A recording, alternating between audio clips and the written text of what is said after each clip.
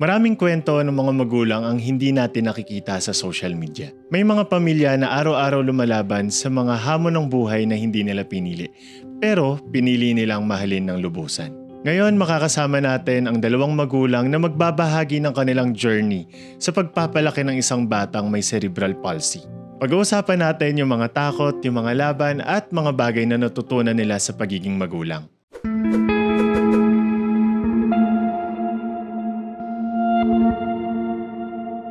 Kasama natin ngayon ang dalawang magulang ng isang bata na may cerebral palsy. Sige po. Hi, ako si Yael. Father ako ni Baby Liam. And ako yung nag-create din ng Gentle Warrior Project na inspired with Baby Liam about sa journey niya bilang isang kid na may cerebral palsy.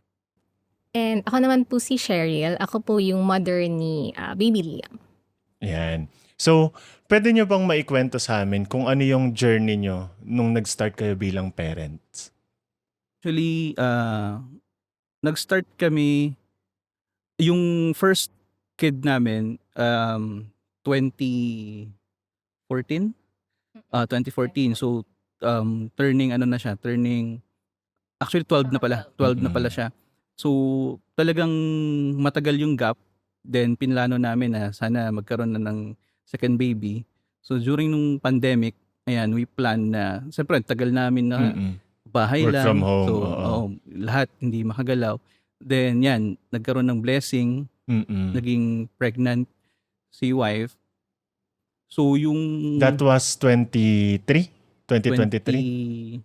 2022 siya pinanganak eh. So, 2021, parang ganun. Oh, Pero- so kasagsagan mismo Oo, pala. pero yung 2 Oo. years na yon talagang tinatry na namin na magkaroon ng Mm. baby. Mm-mm. So talagang simula nun, from the check-up, lahat, private lahat talagang Alaga. ginasusan, alaga. Mm-mm. Then, nung nagkaroon na nga, ayan, kasi nangyari sa kanya no, nung last check-up niya, parang kaka-start pa lang na pinibigyan siya ng gamot for the breast milk Mm-mm. eh. Mm-mm. So hindi pa siya parang preparation pa lang na manganganak na siya. Oo. Pero yung due date niya kasi before dapat 2 to, weeks pa. November. Mm. Pero lumabas si baby is October. 2 weeks early. So, premature pre-mat siya. Okay. Kasi ang nangyari nun, nagpa-plan siya ng uniform ko. Bigla siyang yung water. Panubigan. Panubigan. Okay. So, tinala namin siya. Yung first baby namin kasi, ang hospital niya is sa Chinese General Hospital. So, yung pedya niya, yung yun Nandun din lahat. lahat. Oo. Yun din. Yung OB niya, yung pedya niya, yun din yung ginawa, nilapitan namin. So, sa rin ang nag-cater. Tapos, yung nangyari nun, 11 ng gabi, tinakbo na namin siya from Novaliches to Chinese Gen. Chinese Gen. Mm-mm. Then, yun. Ano yung nangyari doon? The next day pa ako nanganak nun eh. Tapos siya, inai ako. Kasi nga, parang ang IE? tagal, IE. IE yung tawag nila, medical term. Tine-check nila kung gaano na Ilang kalapit cm. yung head ng okay. baby. Mm-mm. So, nung last CM sa akin, malayo pa siya, pero nasaktan ako. After ilang minutes lang, nag-hysterical na ako sa labor room. Kasi ang sakit-sakit na niya. Mm-mm. Hanggang dun sa, hindi nila ako pinapansin kasi nga, yung last IE sa akin, ang layo pa. Tapos, nung pinansin nila ako, parang over na ako ng 10 cm. Andyan na, umire na ako sa labor room. Wala pa ako sa delivery room. However, yung OB ko is wala pa. So, habang nasa delivery room ako, umiire ako, wala. Hindi siya, pinipigilan siya. Mm-mm. Hindi siya pwedeng ilabas kasi wala si OB. Mm. So, nung dumating, hirap na ako. So, kinausap ko na lang ako yung kakakausap sa self ko kasi nagdadaldalan lang yung mga sa tabi ko. Sabi ko, hindi ko pwedeng ubusin yung energy ko. Kasi baka pag dumating si OB, wala na akong energy para ilabas siya. So, nung dumating yung OB, sabi lang niya sa akin, Cheryl, ayan na, nandito na ako. Ayan na, pwede mo nang ilabas. Isang iri lang, nilabas ko siya. However, the difference between nung first baby namin sa second, si first baby, narinig ko yung iyak niya. Agad. Oo. Well, si second baby, hindi. Ang na-remember ko na narinig ko is, may tight cord siya sa neck. And then, nawalan ako ng malay. Tight cord, meaning Tight cord. naka... Palupot. Palupot. Okay. So, hindi ko narinig yung iyak niya. So after nun walang explanation sa amin kung humihinga ba siya, nung nilabas, kung ni-revive ba siya. Kasi nung nagising ako, okay naman siya. Then after nun, wala kami nakitang problem, anything. Yung pedya niya, yun din yung pedya nung first namin, wala rin yung problem. Tapos nakalabas din siya. Pinalabas din siya, wala pang 24 hours, pinauwi siya kasi kahit sasabihin nila na pre-match siya ng ilang weeks, okay naman daw, normal. Yung test kapag baby, ano yun? Moral Newborn screening, screening. lahat normal. Yung sa Lahat ng pangdinig reflexes, lahat oo. okay.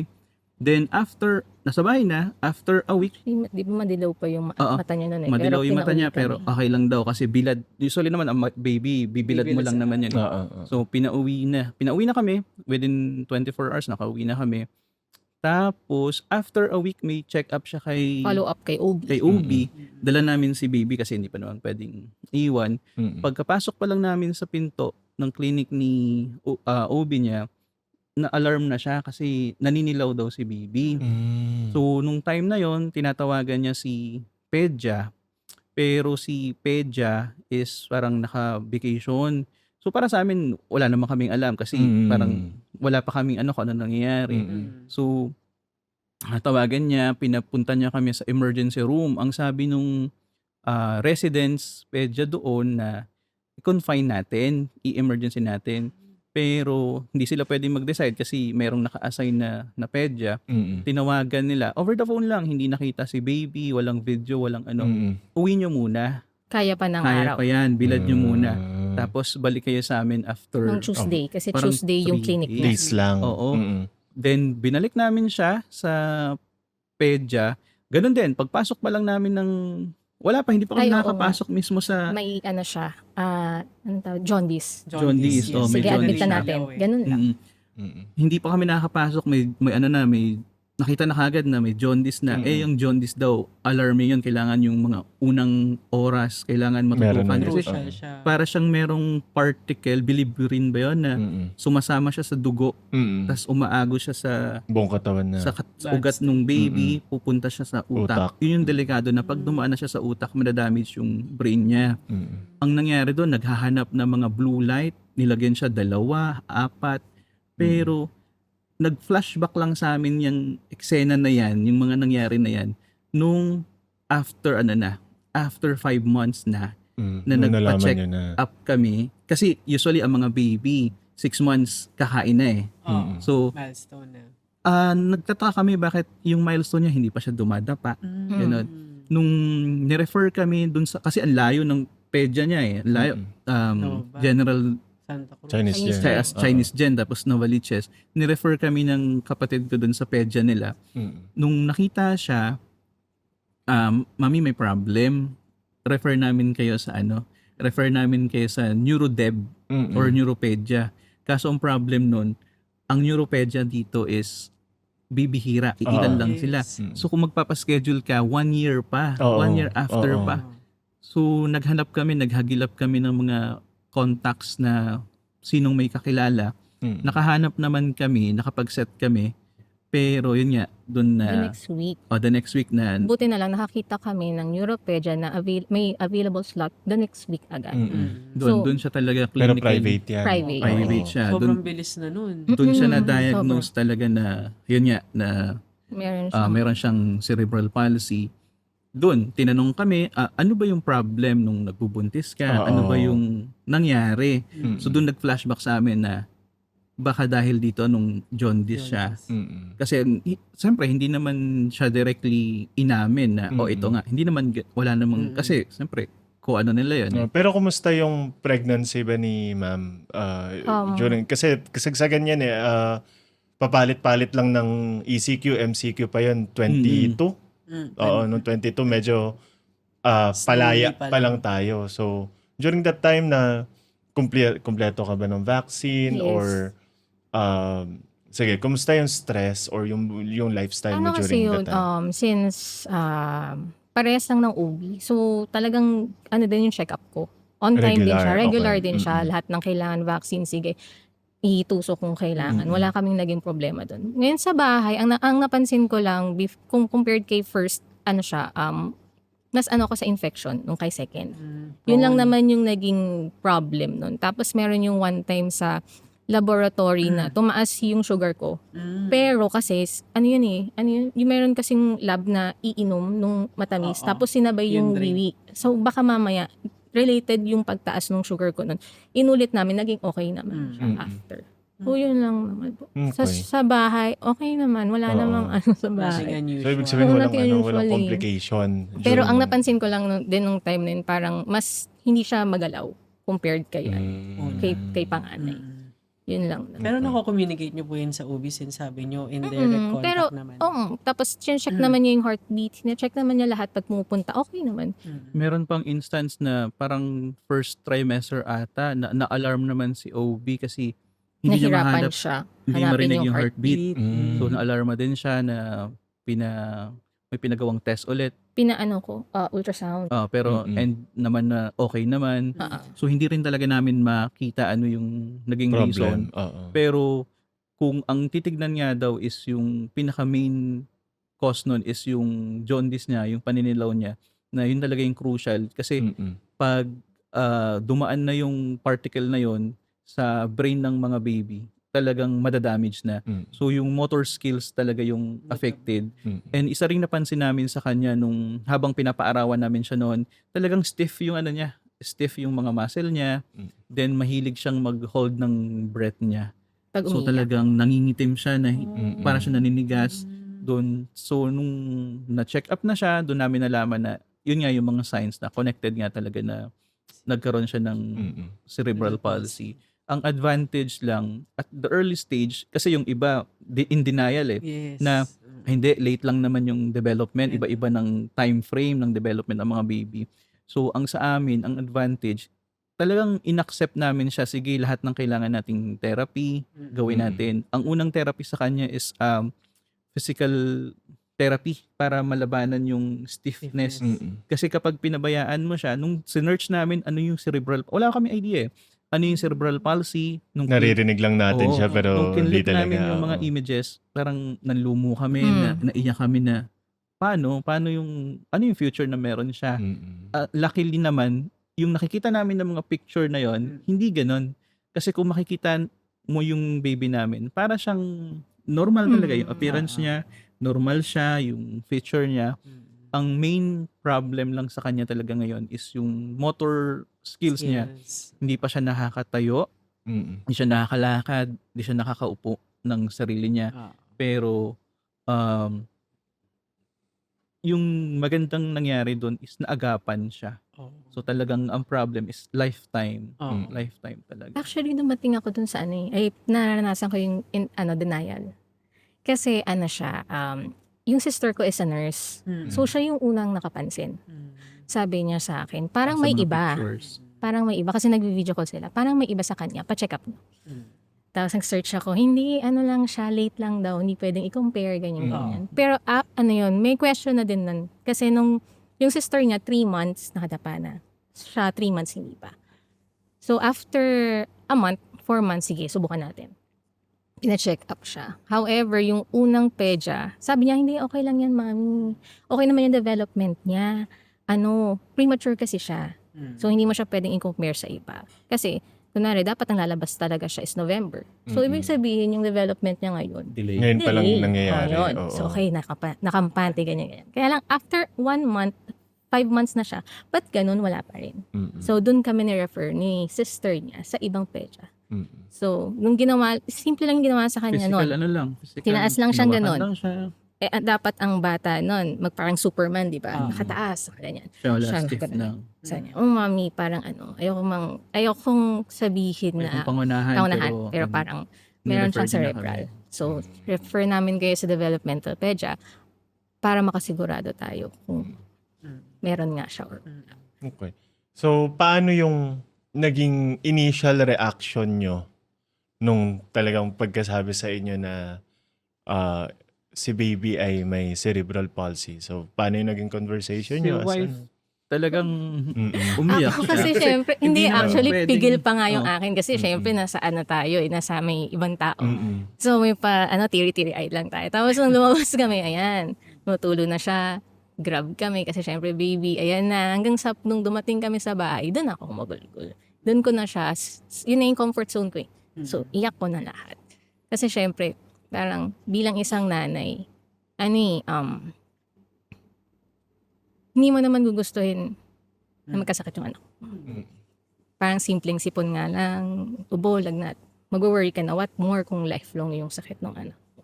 So, syempre, magtatanong ka na, ano yung future niya? Ano mangyayari sa kanya? So, yun yung sa part. Pero sa amin nun, ako talaga kahit papano, ang goal ko nun, hindi pwedeng pareho kami na panghinaan ng loob. Sa kanya, sige, sabi ko, okay, sige, iyak mo yan, iano mo yan, ilabas mo yan. Pero hindi pwede na pareho kami. Sa talagang for the span na yon, talagang strong lang. Dapat makita nila na strong ako, hindi ako affected. Kasi pag pareho kaming panghinaan ng loob, mawawalan kami ng focus. Ang advantage din, kasi yung panganay namin is ano na nun 11 na siya or 10 na. May isip na rin siya. So, yung attention na dapat para sa kanya, alam niya na mababawasan and tumutulong na rin siya sa pag-aalaga kay baby. Siya yung tumutulong kapag kailangan namin talaga ng assist. Talagang, kasi may isip na siya Alam niya na kung excited siya magkaroon ng kapatid, pero kahit ganun yung sitwasyon ng kapatid niya, alam mo yung makikita pa rin na nag-grow din siya. Hindi lang kami as parent, siya rin as Kailangan niya rin mag-step up. siya as ate, talagang nag-step up siya. So, malaking tulong and dahil nga andun din yung mga in-laws namin, yung in-laws ko, yung parents niya. So, talagang natutulungan. Ako, may work ako. Ang kasama lagi sa therapy, si wife, tsaka si Papa ko. lolo, yung father niya. So, talagang hands-on sila. So, ang goal lang namin is, yun nga, hindi pwedeng pabayaan kahit magastos ang therapy. Kasi sa kanila, yung sakit nila talagang lifelong yan Ang pwede lang naming maitulong is i-ready sila na mawala man kami dito, makakaya nilang kumilos ng sila lang. Hindi man normal na tulad ng iba, pero yung mga basic na pwede nilang gawin para magpatuloy yung buhay nila. Yun talaga yung ano namin, goal namin. So sa akin talaga nun, as a parent, ang goal ko maging strong for them, para sa kanya din. Sige, may question ka. Ayun na nasagot na yung paano nila sinuportahan yung isa't isa. Was there ever a time po na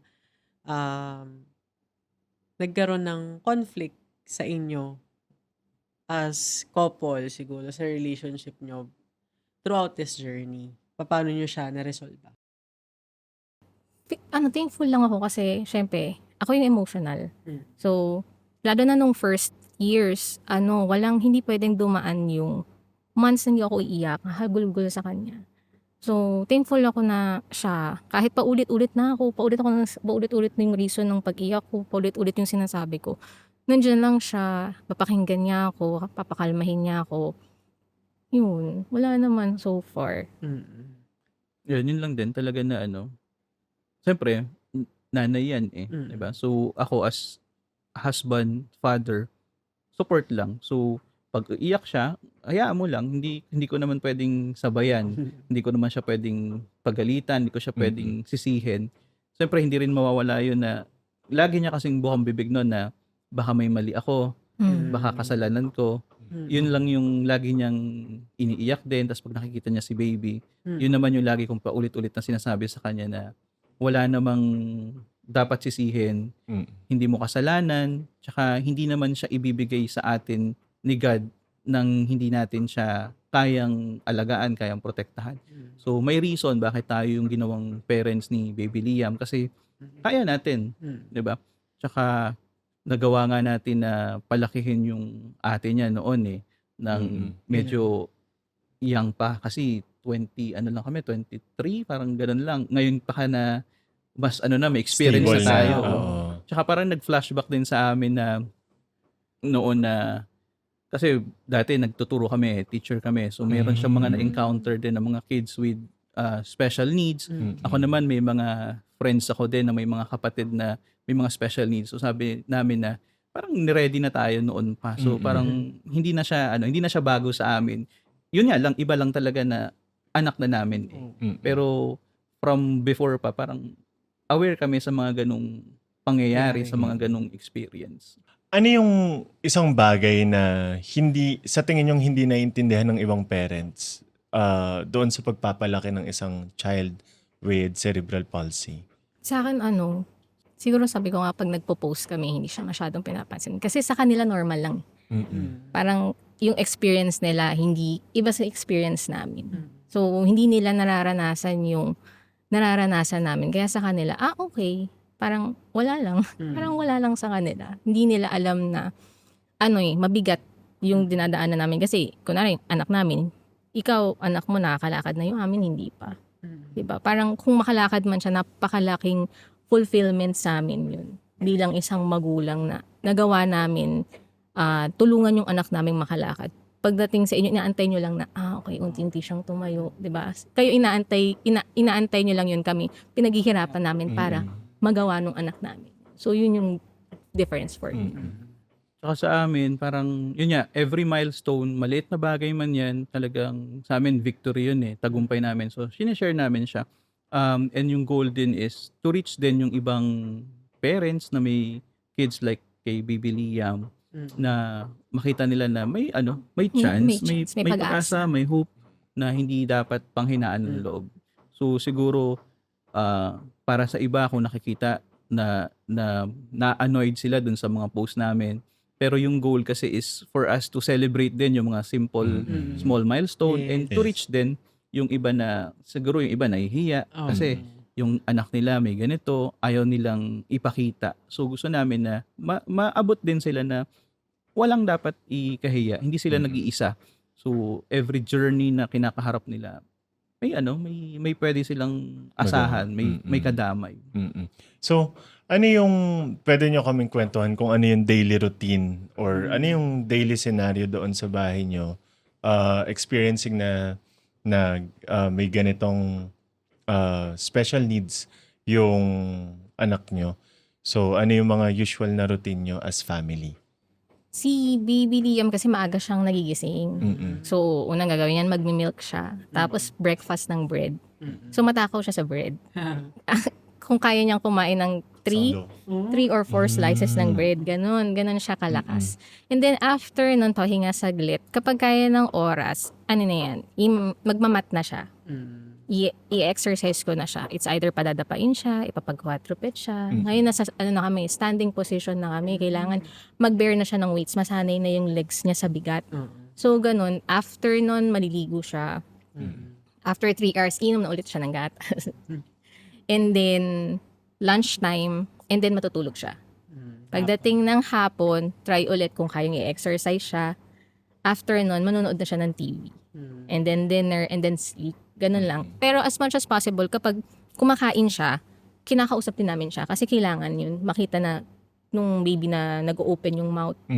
Actually, may problem din siya sa hearing, kaya naka-hearing aid siya. So, yun, na-i-imitate niya dapat.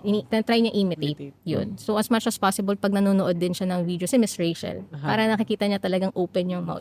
Kasabay nung sound, compare dun sa mga cartoons. So, ganun yung routine niya. Kasi si father is nagwo-work. So, madalas Saturday lang. Kasi siya nasa bahay kasi Sunday, nasa simbahan din. So, yun lang.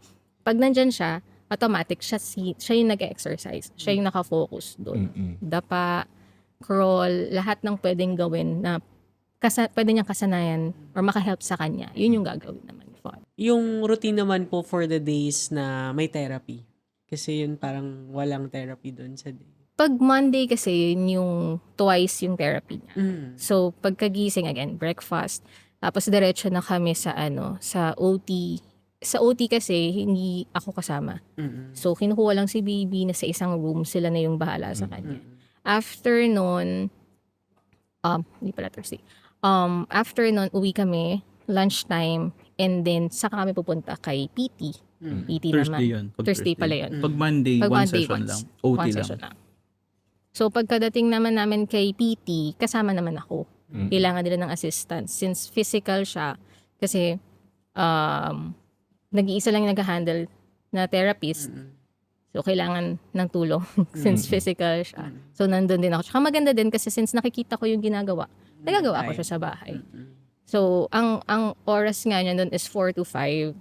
So, PM? 4 to 5 p.m. Yun na lang yung slot Oo. nung PT. After nun, since hindi siya makakatulog ng hapon, pagdating sa Grab, doon siya tulog. Tulog. Tulog dire-diretso Haba na ng yun. biyahe, Mm. oo. Hanggang sa kinabukasan na siya magigising. Kasi napagod din. So, paano binago ni baby yung pananaw nyo sa buhay? Mula nung nalaman nyo na may cerebral palsy siya.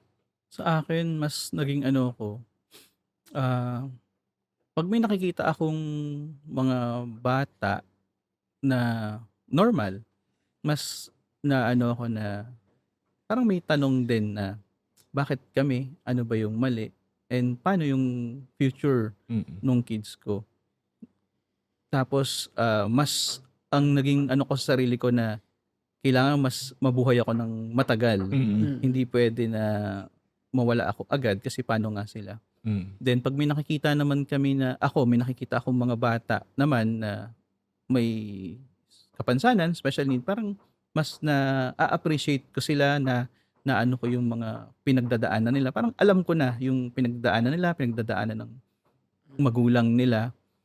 Tapos parang mas ano ako ngayon, hindi naman sila nagtatampo, pero kasi before, bilang isang, yun nga, nagtatrabaho ka, di ba, may mga deduction di ba? May mga tax ka na binabayaran.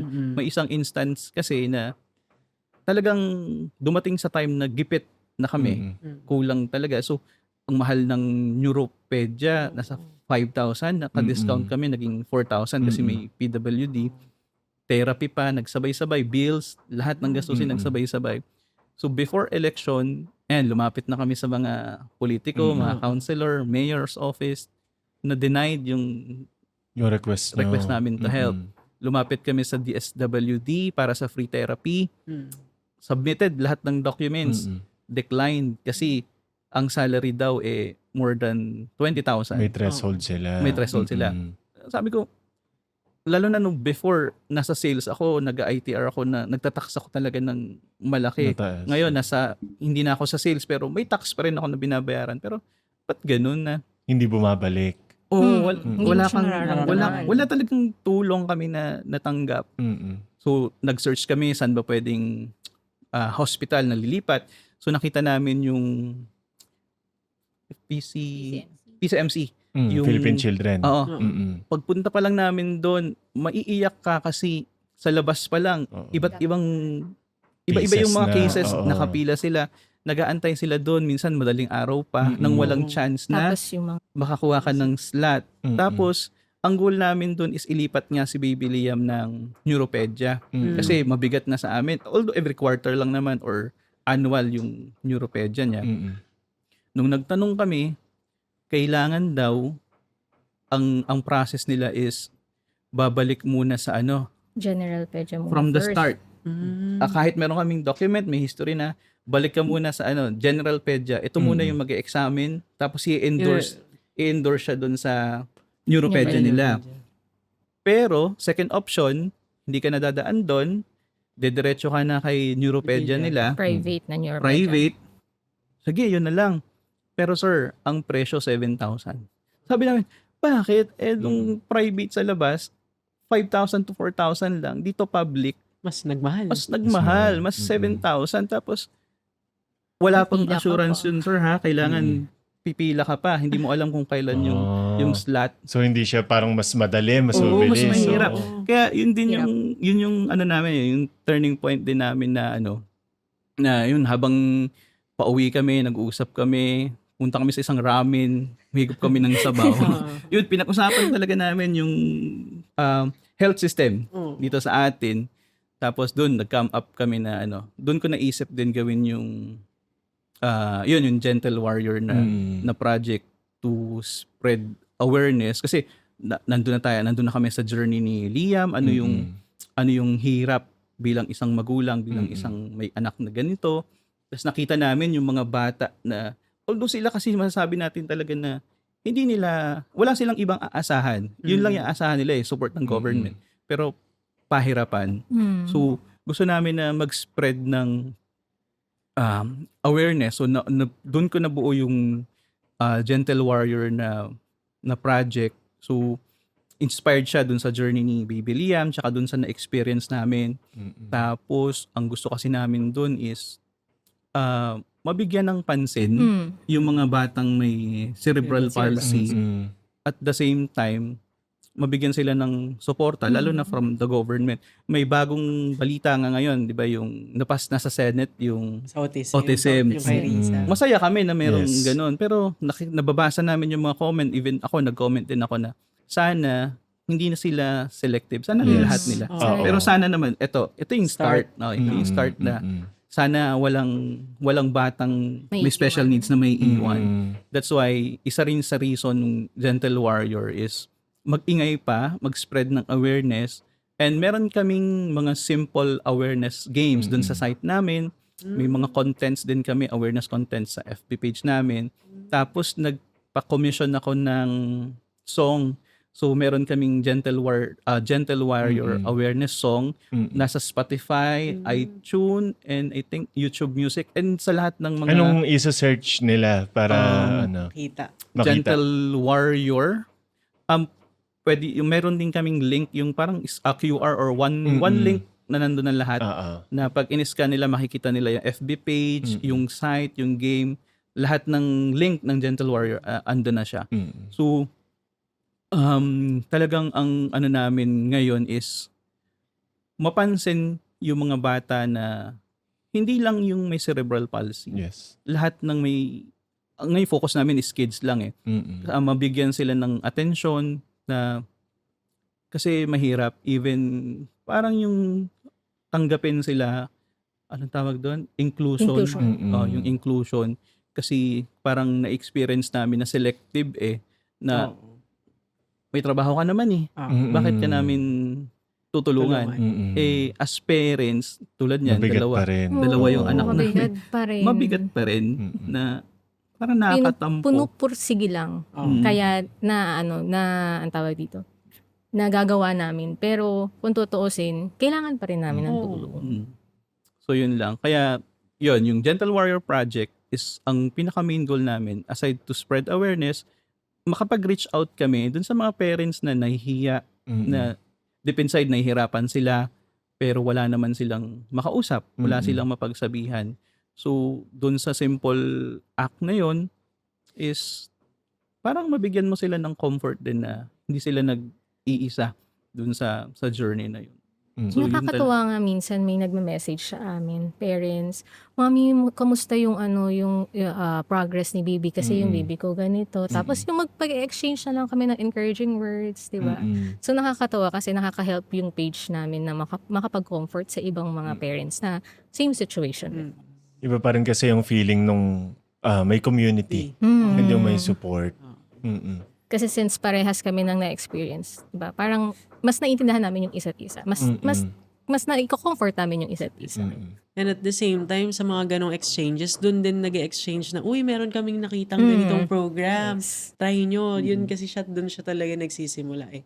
And siguro something lang din sobrang touching sa akin nung Gentle Warriors, tama ba, na program. Kasi hindi lahat kayang i-share yung ganitong story while going through that, no? So, ayun. May mga merch ba kayo sa Gentle Warriors? Ito, pinagkawa lang. Pero personal, pa lang namin. Sa inyo pa lang, Saka yung Unti-unti. program din na yun is parang naisip ko payback din. Kasi nung ang FB page pa lang namin noon, yung kay Baby Liam pa lang, sinishare namin yung mga journey niya. Hirap kami noon kasi nagsabay yung hearing aid. 30,000 therapy niya. Tapos kailangan niya ng brace sa paa. Okay. Usong-uso pa nun yung mga scam na tutulong sa'yo. Tapos kukunin lang yung GCash details mo. May one time, Yung first na pinakauna brace niyang niya. brace na namin worth 16,000. Nag-post lang kami na nagbebenta kami ng ganitong item, baka gusto nyong bumili para makatulong sa finances namin. May nag-PM sa amin na hanggang ngayon talagang thankful ako doon. Tinanong lang, "Sir, anong GCash number mo?"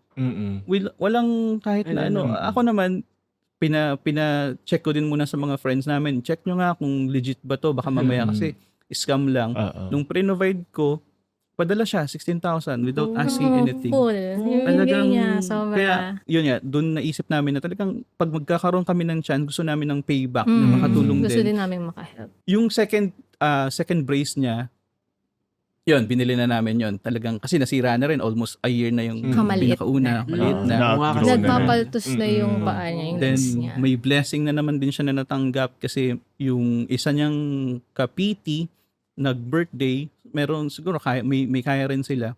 So, namili sila ng susuportahan din ng mga kids. So, napili din si Baby Liam. So, nabigyan siya ng voucher na if ever masira na yung susunod niya, is meron na siyang pamalit kaagad. So, technically, worth nasa 20K 20K. din yun. Wow, So, grabe. kaya yung project din namin, nag-post nga din kami na if ever merong mga kakilala na kakailanganin ng tulong in a small way na mabigyan lang namin ng gatas, ng diaper, pwede kaming magtumulong pwede i-reach out lang kami. Pero siguro nga mga nahihiya din. So hanggang ngayon, ang goal din nun is yun nga itong Cerebral Palsy Month umabot. So so Oo. far wala pang nagme-message sa amin. So if ever na meron nga in a simple way, gusto rin namin na mag-payback din. Lalo na sa mga nakatulong din sa amin, sa community. Ayan. So, ano yung pwede niyong maibigay na message to those parents then na they also have children with special needs? Sige. Sa mga parents po na merong children with special needs, lifelong yan So, binigay yan sa atin ni God kasi alam nila na kaya natin. Pero dapat ready rin tayo physically, emotionally, mentally, and yun, financially. Hindi natin pwedeng isabahala yung therapy. Kasi napaka-importante nung therapy nila. Hindi nyo man kayang gawin talagang sa therapy sessions, kahit sa bahay lang, yung mga simple exercises para hindi maging stiff yung mga muscles nila, malaking tulong yon. And wag kayong mahiya. Kumausap kayo kapag nabibigatan na kayo. Kumausap kayo, kaibigan, kapatid, mga magulang, or kung wala talaga kayong makausap, you can reach out naman dun sa FB page namin. Willing naman kami to listen din kasi again, hindi kayo nag-iisa sa journey na to. So, yung mga anak natin, kaya sila tinawag na gentle warrior, soft heart, strong in spirit. So, laban tayo. Kasi tayo lang yung sandigan nila, tayo lang yung kakapitan nila. So, kailangan maging matatag lang tayo palagi. Ayan. Si ma'am. Sa akin, sa mga parents with cerebral palsy, especially sa mga nanay, virtual hug, mahirap sa lahat ng aspeto, pero kaya natin yan. Nabibigatan man tayo, pero kailangan natin lakasan yung loob natin para sa mga anak natin kasi kailangan nila tayo. Tayo yung magiging stone nila. Hindi tayo pwedeng mapagod, hindi tayo pwedeng sumuko kasi kailangan nila tayo. So, kaya natin yan. If wala kayong makausap, we're here to help. We're here to listen. Kasi tayo-tayo lang din naman yung magtutulungan since tayo yung nakaka-experience nito. Okay naman. Okay. Hindi pa tayo tapos. Okay.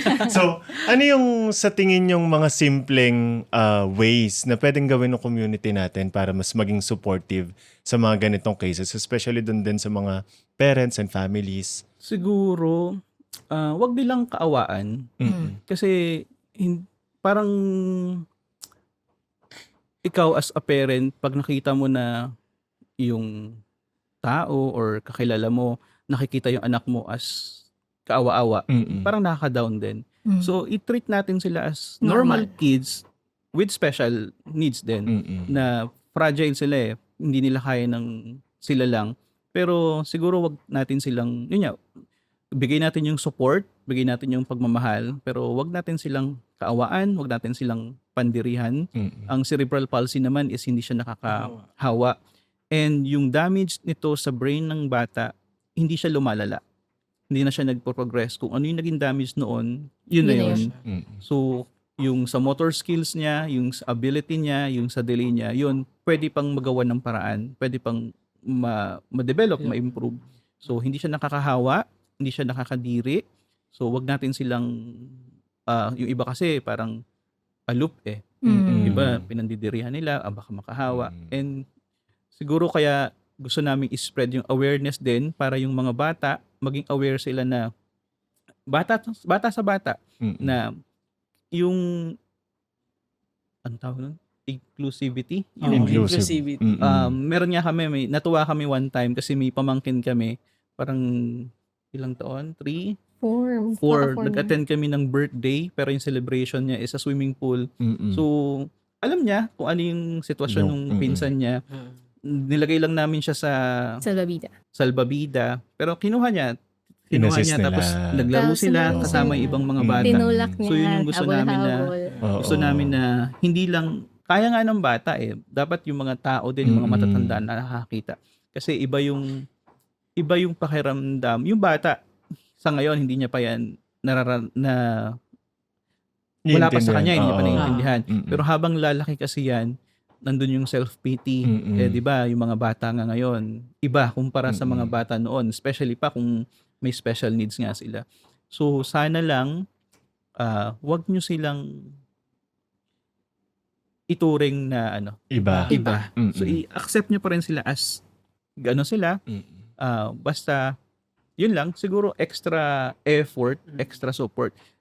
Siguro, yung mga parents kasi nahihiya lang yan, pero siguro kayo na yung, paano ba, mag-a-adjust to Mm. exert na effort to reach out. Kasi even kami noon, nahirapan kami na magsabi, magkwento. So, ayun lang.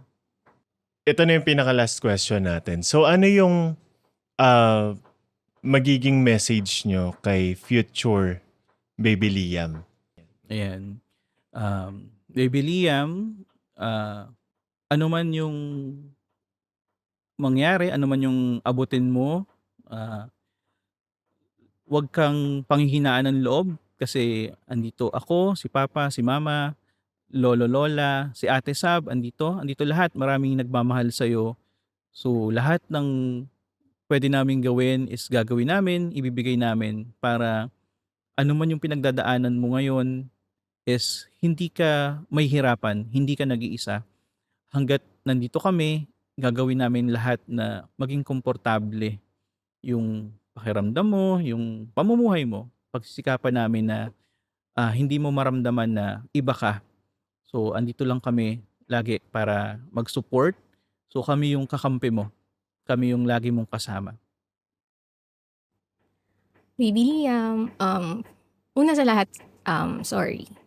Kasi hindi man ko fully kasalanan yung nangyari.